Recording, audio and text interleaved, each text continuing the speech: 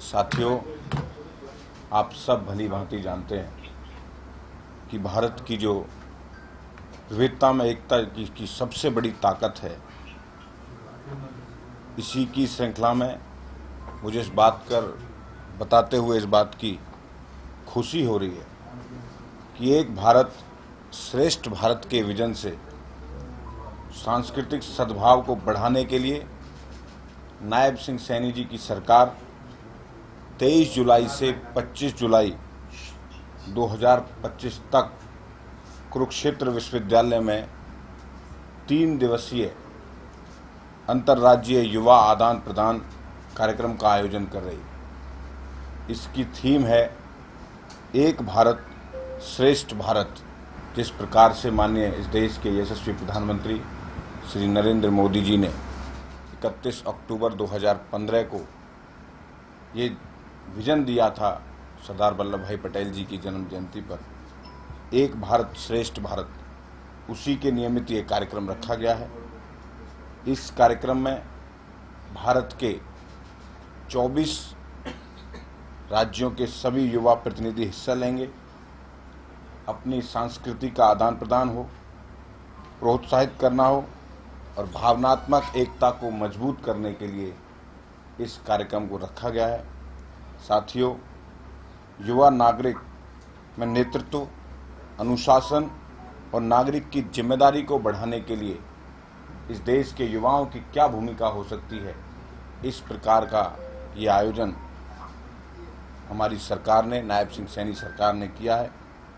इसमें युवा हरियाणा की संस्कृति, ऐतिहासिक और विकासात्मक परिदृश्य को से भी परिचित होंगे और इसमें विभिन्न समुदाय के बीच एकता, समानता और भाईचारे का किस प्रकार से बढ़ावा हो सकता है, उसको लेकर भी इस कार्यक्रम का उद्देश्य रखा गया है। मैं ऐसा मानता हूँ, इस कार्यक्रम से एक मजबूत अंतर्राज्यीय मित्रता को भी बढ़ावा मिलेगा और भारत की विविधता में एकता के प्रति अधिक जागरूकता बनी रहे, उसके लिए इसमें युवाओं की अहम भूमिका होगी। राष्ट्र निर्माण के और सद्भावना के प्रति सशक्त युवा तैयार करेंगे। ऐसी इस कार्यक्रम से मुझे लगता है कि आने वाले समय पर चीज़ें निकल कर आएंगी। मैं आपके चैनल के माध्यम से उन सभी प्रतिभाशाली युवा जो इस कार्यक्रम में हिस्सा लेने जा रहे हैं, ये सिर्फ एक कार्यक्रम भर नहीं है। ये मैं ऐसा मानता हूँ कि युवाओं के व्यक्तित्व के विकास के लिए, नेतृत्व क्षमता, राष्ट्र निर्माण में अपनी सक्रिय भूमिका निभाने के लिए तैयार हो रहे हैं। उनको ये बहुत ही अच्छा प्लेटफॉर्म, जो देश की हर राज्य की सांस्कृतिक विरासत को जानने का मौका मिलेगा और आने वाले समय पर ये कार्यक्रम पूरे देश भर के युवाओं के लिए एक प्रेरणा का केंद्र बनेगा। कुरुक्षेत्र की धरती से पूरे देश के युवा, जो ज्ञान की धरती कहा जाता है, उससे ज्ञान लेकर जाएंगे और पूरे देश में हरियाणा की जो संस्कृति है, हरियाणा की जो कला है, हरियाणा का जो खेल है, हरियाणा की जो परिपाटी है, उसको समझते हुए पूरे देश भर में अपने अपने प्रदेश में जाकर युवाओं को संबोधित करेंगे। ऐसा आज इस जानकारी के लिए आप सभी साथियों को बुलाया था कि एक महत्वपूर्ण युवाओं के लिए कार्यक्रम, पूरे देश भर के युवा एकत्रित होंगे। प्रतिभा, टैलेंटेड युवा, अच्छे युवा जो नेतृत्व की क्षमता रखते हैं, अपने अपनी बातों को रखकर एक अच्छा डिस्कशन होकर समाज में एक अच्छा संदेश जाए, उसके लिए कार्यक्रम कर रहे हैं। उसकी जानकारी के लिए आप सबको आज यहाँ पर एकत्रित किया था कि आप सब की उसमें हर प्रदेश पे, हर युवा पर वो कार्यक्रम पहुँचे, उसकी जानकारी पहुँचे। इसमें मीडिया की बहुत बड़ी भूमिका है, उसमें आप सब उसमें अहम भूमिका निभाएंगे। इसकी समापन समारोह इस प्रदेश के यशस्वी मुख्यमंत्री नायब सिंह सैनी जी 25 तारीख को करेंगे। 23 तारीख को इसका इनॉग्रेशन है। मैं ऐसा मानता हूँ कि ये कार्यक्रम बहुत अच्छा और भव्य और दिव्य होने वाला है। युवाओं में एक अच्छा संदेश देने वाला कार्यक्रम। हरियाणा की सरकार, नायब सिंह सैनी की सरकार, एक जो विजन इस देश के प्रधानमंत्री जी ने रखा था, उस पर एक भारत श्रेष्ठ भारत के सपने को साकार करते हुए इन युवाओं का एकत्रीकरण होगा। समाज के लिए एक अच्छा काम, समाज के लिए एक अच्छा फ़ायदा युवाओं से कैसे मिल सकता है, उसके लिए ये कार्यक्रम हो रहा है। इसके नियमित आप सबको जानकारी देने के लिए मैंने आप सबको यहाँ पर आमंत्रित किया था। इनॉग्रेशन में अभी तो इनिशियली मुझे ही रखा है, लेकिन केंद्रीय नेतृत्व से बात करके प्रयास करेंगे कोई बड़े नेता इस कार्यक्रम को इनॉग्रेशन करने के लिए आए। कितने युवा आ रहे हैं? 600 के करीब युवा, हर राज्य से 25 युवा उस कार्यक्रम में हिस्सा लेंगे और जिसमें 317 या 320 महिलाएं लड़कियां होंगी, 284 लड़के होंगे। इस प्रकार का एक सामंजस्य रखा हुआ। इवेंट्स क्या रहेंगे इस दौरान? इसमें ग्रुप में फ्लोक डांस, ग्रुप में सॉन्ग्स, ग्रुप में भाषण प्रतियोगिता, क्यूज कॉम्पिटिशन्स और ग्रुप डिस्कशन, जिसमें एक दूसरे की बात को, एक दूसरे की संस्कृति को, एक दूसरे के प्रदेश के चीज़ों को एक दूसरे के प्रदेश के युवा समझ सकें। यूथ फेस्टिवल का सिलेक्शन कैसे हुआ? जो 25 को सिलेक्ट किया है, अच्छे जो अपने अपने क्षेत्र में नेतृत्व करते हैं, जो डिस्ट्रिक्टों से निकलकर अच्छे युवा हमारे युवा मंत्रालय के द्वारा सिलेक्ट होते हैं, उसमें सब लोगों को सिलेक्ट किया गया।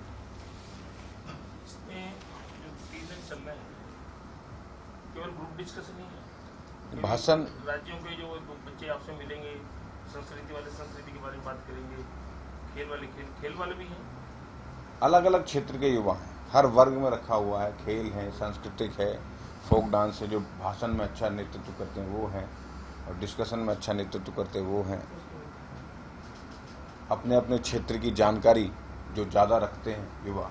मतलब ये यूथ फेस्टिवल की तरफ है, जैसे यूनिवर्सिटी से निकाल के इसको और यूथ फेस्टिवल की परिभाषा एक प्रदेश भर की होती है। बड़े लेवल पे इसमें यूथ फेस्टिवल में बहुत सारे युवा एकत्रित होते हैं हर प्रकार के, लेकिन इसमें अच्छे 25 जो अपने अपने फील्ड में एक्सपर्ट हैं, वो उन लोगों को बुलाया। उनका जो डांस करेंगे या कोई भी एक्टिविटी होगी तो इसमें जिस तरह की फेस्टिवल सम्मानित करते हैं, ये नाम देते हैं, सम्मानित वो भी करेंगे। जब समापन सत्र होगा तो उसके बाद माननीय मुख्यमंत्री जी इसका समापन करेंगे और उसमें जो अच्छे युवा होंगे उनको निकल कर आएंगे तो उनको सम्मानित करेंगे। इसमें कोई तय है कि पुरस्कार राशि नहीं है, तो ऐसा पुरस्कार नहीं रखा है, कोई कैश अवार्ड जैसी चीज़ नहीं है, लेकिन एक सम्मान, जैसे सम्मान स्वरूप किट, जिस प्रकार से किट में उन्होंने लैपटॉप देना है या एक वेलकम चीज़ें होती हैं, सबको सम्मानित करके रखते हैं। उद्देश्य क्या रखना? उद्देश्य है कि एक दूसरे के प्रदेश के युवा, एक दूसरे प्रदेश में युवा कर क्या रहे हैं, कैसे चल रहा है एक दूसरे में, एक दूसरे को जानना, कैसे युवाओं को जान सकते हैं। मुझे लगता है कि ऐसे कार्यक्रम हमेशा युवाओं के बीच होते रहने चाहिए, जो युवा अपने प्रदेश में भी मेहमान नवाजी कैसे हो सकती है, देश के लोगों का अपने जीवन में कैसे समायोजित कर सकते हैं, उसके लिए भी एक अच्छा प्रेरणा का काम है। तो जैसे 2015 से बता रहे एक बात श्रेष्ठ बात, तो अन्य राज्यों में इस प्रकार का हुआ, तो इस बार पोस्ट हम है उस बार हरियाणा, अभी हरियाणा ने पहली बार इसकी शुरुआत हो रही है हरियाणा में। 2015 से ऐसी हवा में उड़ता रहा। नहीं, इस ये थीम ये देश के प्रधानमंत्री जी ने एक नारा दिया था, और इसको सबको जोड़ने का एक भारत जो, और मैं ऐसा मानता हूं कि इस कार्यक्रम में युवाओं को पहली बार हरियाणा में जोड़ा जा रहा है कि देश भर के युवा हरियाणा में करेंगे, इसको कंटिन्यू करेंगे। यूथ एम्पावरमेंट डिपार्टमेंट ऐसी बार रखेंगे, इतने टाइम बाद तो दोबारा होगा? बिल्कुल रखेंगे, हर साल होगा कार्यक्रम। नहीं, ये हम जानना चाहते हैं कि जब ये तो संस्कृति का होगा, कोई ऐसे बच्चे, क्योंकि सब राज्यों के यूथ आएगा तो एक दूसरे से जानकारी लेने के लिए उसमें कई स्टार्टअप वाले बच्चे भी लड़के हैं जिन्होंने अपने क्षेत्र में अपना योगदान डाला है, स्टार्टअप में, इंडस्ट्री में, एंटरप्रेन्योरशिप में, वो भी बुलाइए। नहीं, ऐसे युवा नहीं है, केवल सांस्कृतिक इंटेलेक्चुअल बातों पर अपनी डिस्कशन करने वाले। इंटेलेक्चुअल कौन से वाले? बच्चों की तो अलग अलग टॉपिक्स दिए हुए हैं। टॉपिक्स बताओ क्या है, टॉपिक्स में कौन से ताकि पता लगे ना कौन से किस टाइम के बच्चे आ रहे हैं। मैं आपको सारे टॉपिक्स आपको प्रोवाइड करा दूंगा कि जो जिस मुद्दे में फोक डांस हो गया, फोक डांस है कैश अवार्ड भी आपने रिसेंटली कहा था, उसका क्या स्टेटस है? क्या कैश अवार्ड खिलाड़ियों नहीं, हमने कैश अवार्ड अभी पैरा ओलंपिक्स के 12 करोड़ से ऊपर के कैश अवार्ड अभी उनके अकाउंट्स में चले गए हैं और अभी स्क्रूटनी करके जिनके बचे हुए हैं उनको हम जल्दी इस सेशन में प्रयास करेंगे कि उनको जल्दी कैश अवार्ड उन लोगों के पास पहुंच जाए। मंत्री जी, यूथ के लिए ये बात थी, मंत्री जी कहाँ तक पहुंची है अभी तक? पंचायतों को देने का था ना कुछ आप 1500 से ज़्यादा खेल नर्सरियाँ अलॉट कर दी गई हैं। हमारा विजन था कि हम 1500 से 3000 इनको करेंगे और हर साल 500 के करीब हम खेल नर्सरियों को बढ़ाएंगे और 500 नर्सरियाँ भी हमारी रहती हैं, हम उनको जल्दी अलॉट कर देंगे। ये आपने मेरे ख्याल पहले बताया था कि पंचायतों को शायद खेल नर्सरियों को दे रहे हैं, क्योंकि ये बड़ा देखने में आता है कि कोचिज नहीं है, कुछ नहीं है वहाँ पे। नहीं, उनमें खेल नर्सरी का कॉन्सेप्ट ही ये है कि उसमें कोच होगा, मैदान होगा और खिलाड़ी होंगे। इसी कॉन्सेप्ट के हिसाब से ही खेल नर्सरी मिलेगी। जैसे आपने अभी दौरा किया था पंचकुला का स्टेडियम का, हम ये बताइए, आपने चेतावनी भी दी अधिकारियों को प्रदेश के स्टेडियम्स की, क्योंकि पीछे सतीश सिंह जी मंत्री थे, उनके टाइम में भी विधानसभा के अंदर बातें उठ रही थी। हमारे नए बनने वाले स्टेडियम का कोई प्रावधान है? जैसे वो तो ये अड़के थे कि मैंने नई नहीं बनानी, पुराने वाली बन जाए, ठीक हो जाए, उनका मेंटेनेंस उनकी ठीक हो जाए, वही बहुत है। तो आपके टाइम में क्या डिपार्टमेंट ने विजन क्या बनाया? नहीं, हमने 98 के करीब स्टेडियमों को सिलेक्ट किया है। 33 से ज़्यादा वर्क अलॉट करने की तरफ, टेंडर देने की तरफ हम बढ़ चुके हैं कि उनको जल्दी हम अलॉट करके उस पर काम, मेंटेनेंस का काम शुरू हो जाए। और हमारा डिपार्टमेंट इस काम को बड़ी तेज़ी से कर रहा है और हमारा प्रयास है कि अच्छी सुविधा खिलाड़ियों को मिले, एक बेहतरीन इंफ्रास्ट्रक्चर हरियाणा प्रदेश में खेलों के लिए हो। हम उस पर काम कर रहे हैं और आगे अच्छा काम करेंगे। तो एक कुल में से 98 मतलब कुल कितने में से जिसमें 98 सेलेक्ट हुई? अभी 98 की जो रिपोर्ट्स आई है उनकी थोड़ी ख़राब हालात हैं, तो अभी पहले उनको सिलेक्ट करके उनको बेसिक इंफ्रास्ट्रक्चर उसमें हो जाए, पहले उसकी तैयारी करें। मंत्री जी, खेल महाकुंभ कब होगा? 2 तारीख को इसका इनॉग्रेशन इस प्रदेश के मुख्यमंत्री जी पंचकुला से करने जा रहे हैं। 2 अगस्त। मंत्री जी, यूथ के हटके एक क्वेश्चन है, राजनीतिक क्वेश्चन है कि आप भी दक्षिणी हरियाणा से आते हैं, दक्षिण हरियाणा से मंत्री आती हैं आपकी आरती राव, उन्होंने कहा कि हमारे लोगों की वजह से ही भारतीय जनता पार्टी तीसरी बार सरकार बना पाई, हम सबका कोशिश की हमने, इस वजह से तीसरी बार सरकार बना पाई। उसके पूरा हो जाए क्वेश्चन। उसके बाद अभय सिंह यादव ट्वीट करके कहते हैं कि जिन लोगों ने गद्दारी की और विपक्षी पार्टियों के साथ मिले, वो आज दावा कर रहे हैं कि उनकी वजह से सरकार है। भारतीय जनता पार्टी के एक कार्यकर्ता की मेहनत से, हरियाणा प्रदेश की जनता जनार्दन के आशीर्वाद से, इस प्रदेश के यशस्वी मुख्यमंत्री नायब सिंह सैनी जी पर जो भरोसा जताया हरियाणा प्रदेश की जनता जनार्दन ने, हम सब ने मिलकर इस सरकार को बनाया है। मुझे लगता है कि इस मामले में सबको साथ लेकर सबका सहयोग इस सरकार को बनाने के लिए आपस में बयानबाजी करनी चाहिए, दोनों नेता हैं, ये उनका व्यक्तिगत मामला है, लेकिन मैं ऐसा मानता हूं कि भारतीय जनता पार्टी के कार्यकर्ताओं के अथक प्रयास से, मेहनत की पराकाष्ठा से सरकार बनी। दक्षिण या पूर्व पश्चिम उत्तर? मैंने सबका नाम लिया, भारतीय जनता पार्टी सब में। ये जो ग्रुप डी के जो कर्मचारी, जो खिलाड़ी थे, ESP वाले सेलेक्ट हुए थे, उनकी फिर ग्रेजुएशन सर्टिफिकेट का जांच का विषय चल रहा था। बहुत सारा जिसमें PT उषा ने भी लिखा था आपको, जो एक 2 लेटर लिखे थे कि भी हम हमारे पर क्यों डाल रहे हो, आपने खुद जाँच कराओ। ये जाँच कहाँ तक पहुँची है? कितने बच्चों का जाँच पेंडिंग है? 82 बच्चों की जाँच पेंडिंग है, जिस पे उनका ग्रेडेंस सर्टिफिकेट्स की जांच चल रही है। बाकी सबको सॉर्ट आउट कर लिया गया है। 82 के करीब बच्चे हैं, उनकी जांच करके जल्दी जानकारी सबके सामने आ जाएगी। हम उसमें काम कर रहे हैं। जांच की थी वो अभी जांच की रिपोर्ट आई नहीं है विजिलेंस की, आते ही वो सबके सामने होगी। मंत्री का पलवल से आते हैं, वहाँ भी कोई खेल स्टेडियम बनाने को लेकर कोई? हाँ, माननीय मुख्यमंत्री जी ने वहाँ पर घोषणा की है एक अंतर्राष्ट्रीय खेल परिसर, अंतर्राष्ट्रीय स्टेडियम वहाँ पर बनेगा और उसके लिए ज़मीनी स्तर पर काम शुरू हो गया है। पलवल में एक अच्छा खेल बनेगा। जी, मंत्री जी, यूथ के लिए पुराने समय में नेहरू युवा केंद्र के माध्यम से कई कार्यक्रम होते थे। आज की डेट में नेहरू युवा केंद्र क्या एग्जिस्ट करता है, नहीं करता है, या नहीं, नेहरू क्या है सिस्टम चल रहा है। नेहरू युवा केंद्र भी अपना काम कर रहा है और आने वाले समय पर यूथ क्लब के माध्यम से जल्दी वो फाइल हर प्रदेश के हर युवाओं को यूथ क्लब के माध्यम से भी जोड़ा जाएगा। युवा इसी नशे के की साथ नशे मेरा की और तरफ भी सवाल है कि यूथ हॉस्टल भी होते थे, वो अब काफी ज्यादा अच्छे हालात में नहीं कह सकते। हमने अभी नए सिरे से बीच में किसी कारणवश यूथ क्लब्स बंद कर दिए थे, लेकिन हमने नए सिरे से युवाओं को जोड़ने के लिए माननीय मुख्यमंत्री जी ने इस बात की अनाउंसमेंट भी की है। यूथ क्लब बनाकर सब युवाओं को उसके माध्यम हॉस्टल भी से थे। उसके माध्यम से जोड़ा जाएगा।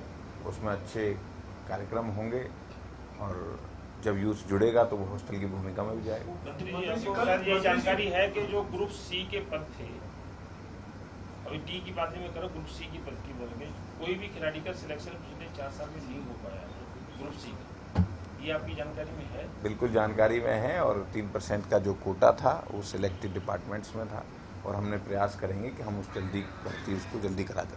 मंत्री जी, कल रणदीप सुरजेवाला प्रेस कॉन्फ्रेंस कर रहे थे चंडीगढ़ में, वो कह रहे कि हरियाणा के युवा क्लब जो नशे की चपेट में, चूंकि नौकरियां मिल नहीं रही है, क्राइम की तरफ भी जा रहा है, क्राइम की तरफ जा रहा है, अपराध बढ़ गए हैं, और वो तो आंकड़े लेकर आए तो उन्होंने कहा कि प्रदेश में पिछले कुछ दिनों में कई मर्डर जो है हो चुके हैं, तो बदमाशी जो बढ़ रही है, सरकार का लॉ एंड ऑर्डर पे नियंत्रण नहीं है और युवा भटक चुका है।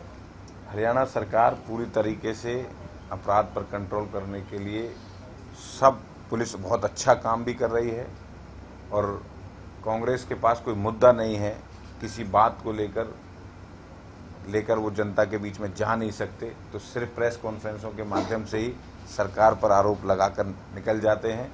बात कही और निकल कर चले गए। मुझे लगता है तथ्यहीन बात कांग्रेस पार्टी के नेता ज़्यादा करने लगे। एक तो क्या हरियाणा में गैंगस्टर कल्चर बड़ा नहीं है? जब अपराध बढ़ेगा तब तक पुलिस और उतनी तेजी से काम करेगी। अगर जो जिस भाषा में समझेगा उसको पुलिस उसी भाषा में समझेगी। जींद जिले में एक महीने में 9-10 मर्डर हो गए, सर आपको लगता है कि पुलिस बहुत बढ़िया काम कर रही है? नहीं, जो अगर मैं कहता हूं कि अगर कोई अपराध करेगा वो अपराधी बचेगा नहीं हरियाणा में, मेरा ये नहीं, स्पष्ट सवाल ये कहना तो है। अपराधी बचने से पहले की प्रिवेंटिव जिसको पुलिसिंग बोलते हैं, जो पुलिस है का की क्या बात होता है, है, आज सर, अपराध धमकी मिल रही है, रोकने का मांगी जा रही है, ये लैंड एंड ऑर्डर की तरफ मतलब बेहतर लैंड ऑर्डर की तरफ है।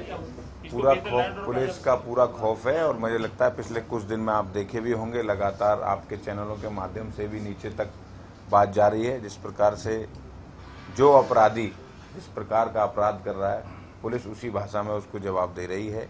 अगर वो एनकाउंटर भी बहुत सारे हुए हैं, अगर अपराधी नहीं सुधरेंगे तो मैं ऐसा मानता हूं कि पुलिस उन पर कड़ी कार्रवाई करेगी। एक सर, आज नए जो राज्यपाल हरियाणा को मिले हैं वो रोज दे रहे हैं, असीम कुमार, कैसे देखते हैं आप असीम कुमार साहब? अच्छे हैं, प्रोफेसर, पढ़े लिखे, बहुत अच्छे ज्ञानी व्यक्ति हैं। मुझे लगता है कि अच्छा फ़ायदा हरियाणा प्रदेश के लोगों को उन गवर्नर साहब का मिलेगा। उनके इंटेलेक्चुअल और उनके जो विजन है उस पर हरियाणा प्रदेश के हर व्यक्ति को उसका फ़ायदा मिलना चाहिए। एक अच्छे, पहले भी गवर्नर साहब अच्छे थे और आने वाले समय पर ये भी अच्छा बेहतरीन काम करेंगे।